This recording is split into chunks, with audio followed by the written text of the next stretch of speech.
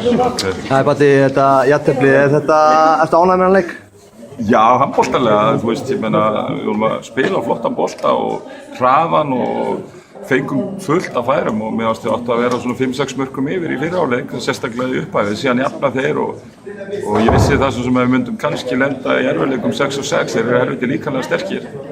En svona, þú veist, það var svona karakter í þessu og það hefur verið núna alveg í öllum leikjunum hér á HM og líka í undirbúningum að menn eru að gefa allt í þetta og það er ég ánægður með og við hefðum alveg að skilja 2 stig en líka geta lent í að tapa en 1 stig, við erum með það, það er fínt. En þessi tæknifeilar, eru ykkur ágjörð þeim?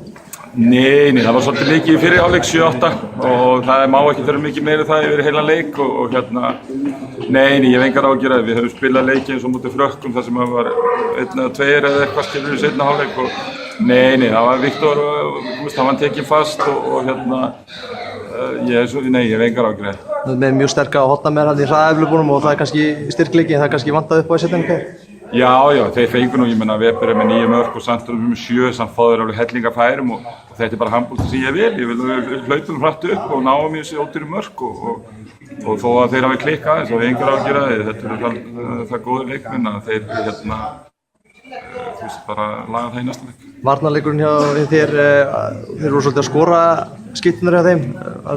Já, ég meina enda erum við á HM og þú veist ég sá nú skytturnar skora líka á móti Króatíu og Króatíu er frábært lið þú veist og það er bara stundum eðlilegt að skyttur skori svo hérna, en ég held að svona í heildina þá var varnarleikurinn minna, þú veist þetta voru alltaf einhver 1 og 1 atriði en svona heildina var hann bara fín. Íran næst, hvað má búast þið það? Já, öllu bara, ég hef búin að allavega ekki kikið mikið á það en ég allavega séð aðeins skyttunni hjá leikmann nr. 6 þeir eru líkamlega sterkir og mesta hættan er náttúrulega að halda það að þetta verði eitthvað auðvelt og það verður svona mitt verkefni en ég er það heppinn með liðið mitt að ég er með 3 lykilmenn sem að vita alveg hvernig þetta tikkar í sportinu og eru miklu leiðtogar svo að það verður samvinna með því að klára og að menn mæti 100% það, ég er með þeim. Takk fyrir þetta. Takk.